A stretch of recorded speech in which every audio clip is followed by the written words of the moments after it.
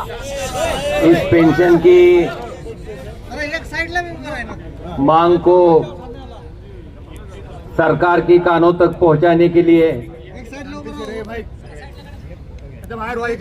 मुझे लगता है जैसा हर साल हमारा गणपति का त्योहार रहता है या दिवाली रहती है, वैसा इधर अधिवेशन चालू हुआ क्या हुआ नहीं हुआ, ये आप सब लोग यहाँ पे आते हैं आपकी मांग सरकार के कानों तक पहुंचाने के लिए।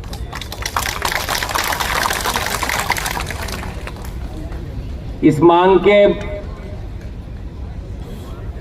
सरकार के कानों तक पहुंचाने के लिए जो आपने यहाँ पे आंदोलन चलाया है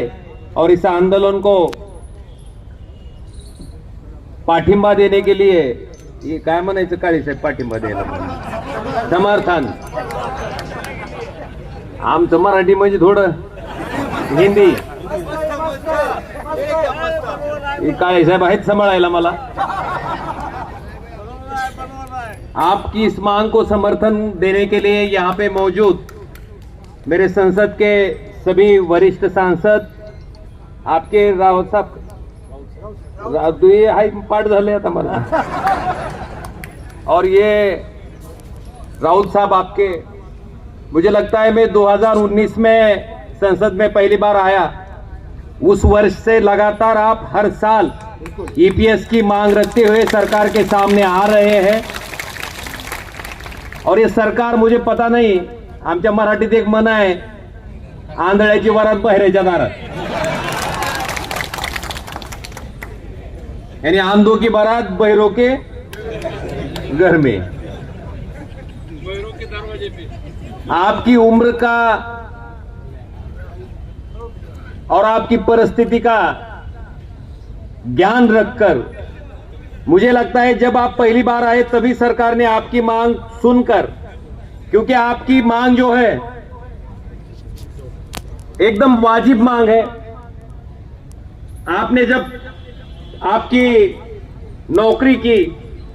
और नौकरी के टाइम पे आपके जो पैसे सरकार ने काट लिए, जमा करके ले लिए,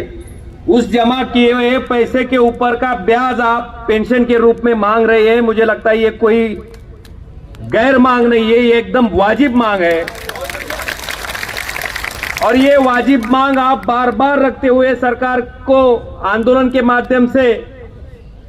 चेताने की कोशिश करते हैं, लेकिन अब तक सरकार ने आपकी मांग सुनी नहीं। मैं यहाँ के मेरे सभी संसद के मेरे साथियों को बताना चाहता हूं कि मैंने खुद श्रम मंत्री से भी हम पिछली बार गए थे, उनसे मिले थे, उनसे बोला था कि यहाँ पे आने वाले लोग आज इतने आए, जब अगली बार का आंदोलन होगा तो इनमें से बहुत सारे कम हो जाते हैं। मी त्यांना कायम म्हणत असतो की अरे आपल्या बापाच्या आजोबाच्या वयाची ही माणसं आहेत, हमारे पिताजी के दादाजी के उम्र के ये लोग हैं, उनकी वाजिब मांग के लिए यहाँ पे आते हैं। यहाँ पे आना यानी क्या इतना आसान है? पूरे भारत के कोने से आप यहाँ तक आते हैं, प्रवास करके आते हैं, सारी परेशानियां कठिनाइयां उठाकर आते हैं, और हमने उनको बार बार बोला है कि आप इनकी वाजिब मांग पूरा कर लीजिए। मैंने पिछली बार भी,